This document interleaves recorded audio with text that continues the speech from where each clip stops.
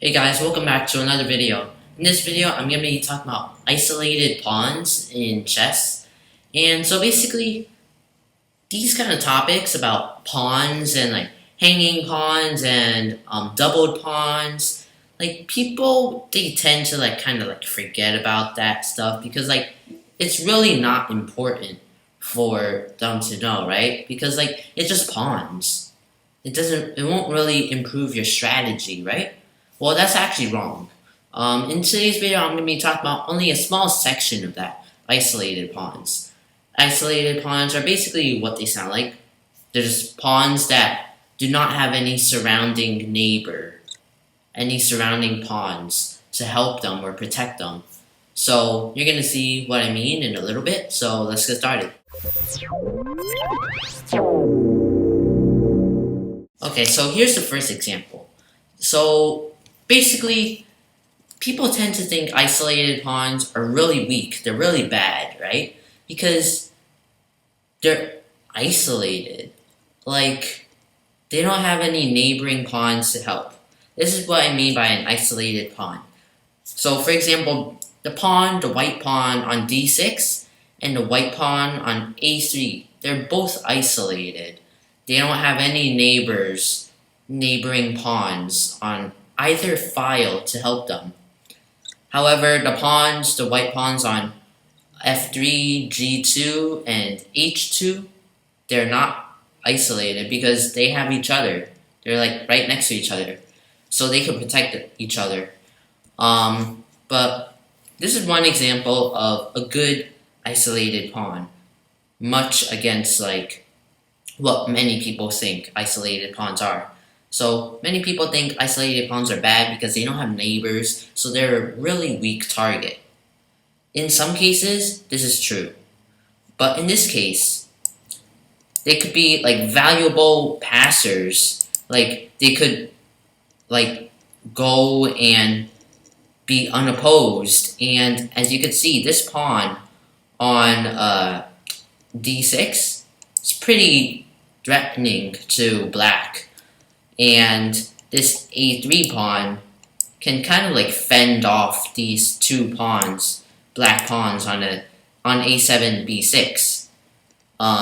So even though they both have the same material, white is kind of, I guess you'd say, ahead because of this nice isolated pawn. So next, another good example of an isolated pawn. So this pawn on d4 for white, it's pretty nice because it kind of like defends the c5 and the e5 square. So the knights have a nice perfect home for like as a little position for them. So now the knights are able to safely guard d7, that square. And so basically isolated pawns, they're also good for like knights and like just about any piece. They're good for like holding squares for different pieces. So it gives them more control over squares. It gives the player more control over certain squares. So sometimes an isolated pawn could be a very effective battering ram. So what I mean by this is, well, it's exactly what it sounds like.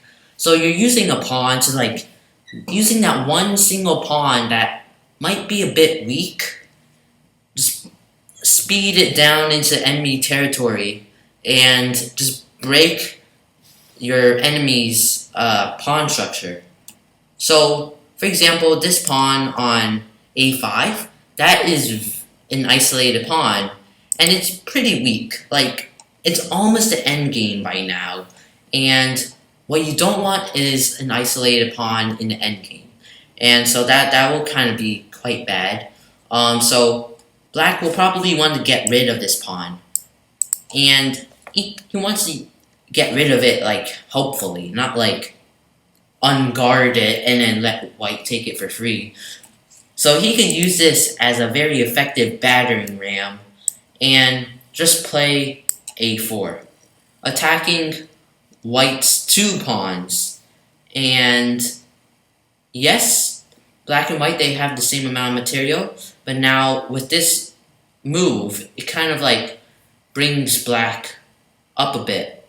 And so obviously white will probably trade, and what this will do is probably like make white's nice group, like an isolated pawn couple. It will make his isolated pawn couple into just one isolated pawn, which is weak. And now white will have the weakness here.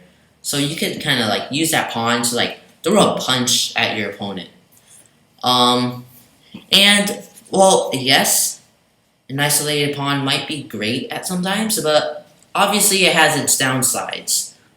So if your opponent has an isolated pawn, like, you want to use that to your advantage.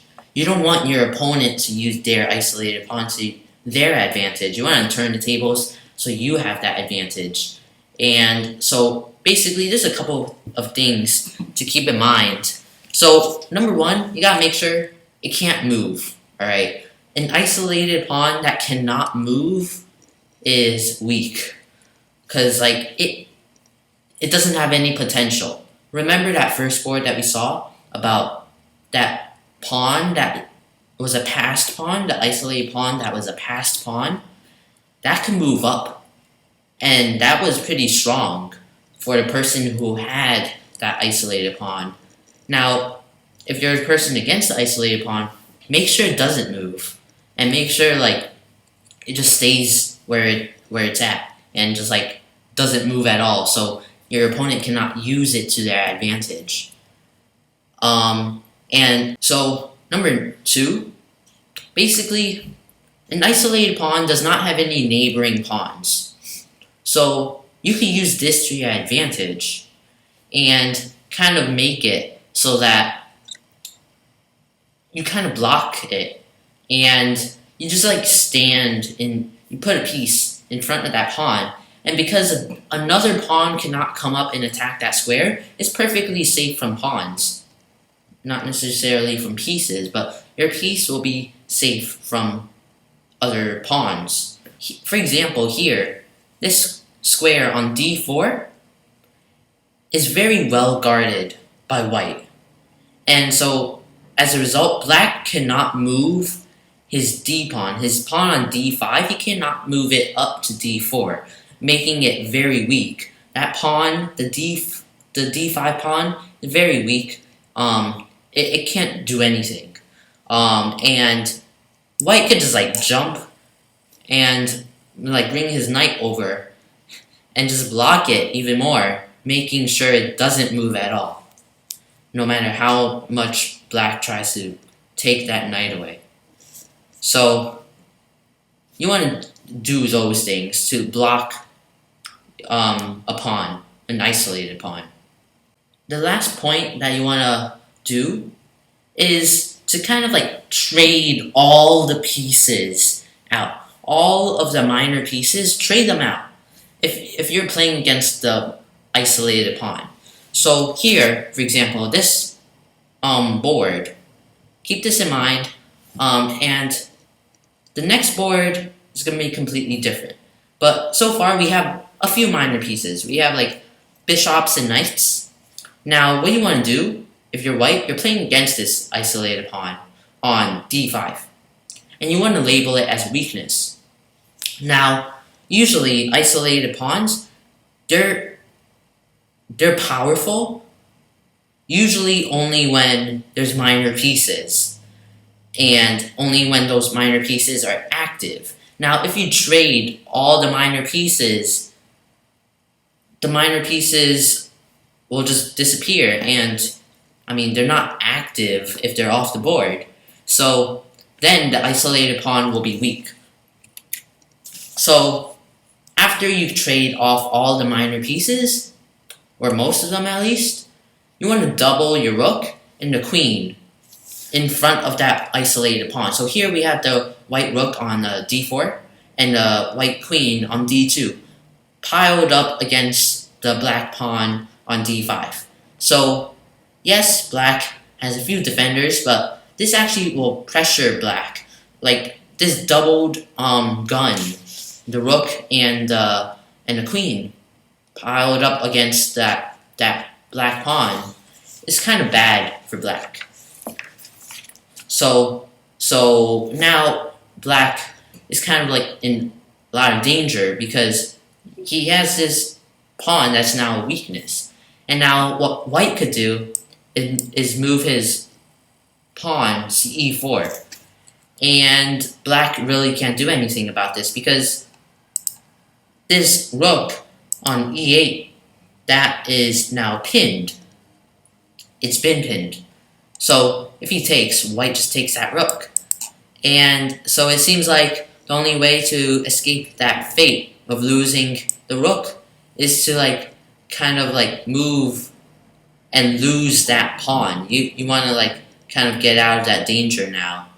So you have to allow white to take that pawn, otherwise you lose your rook, which isn't good.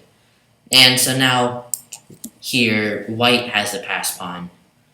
And so yeah, that's gonna be quite unfortunate. So that will be about it for today's video. Hopefully you guys enjoyed it and learned a lot about isolated pawns. In future videos we're gonna be talking about like other pawn structures like hanging pawns and like isolated pawn couples and like doubled pawns. So we're gonna go all in about like pawns. And so yeah, so if you guys enjoyed this video, leave a like, subscribe, and click that notifications bell to see more chess videos.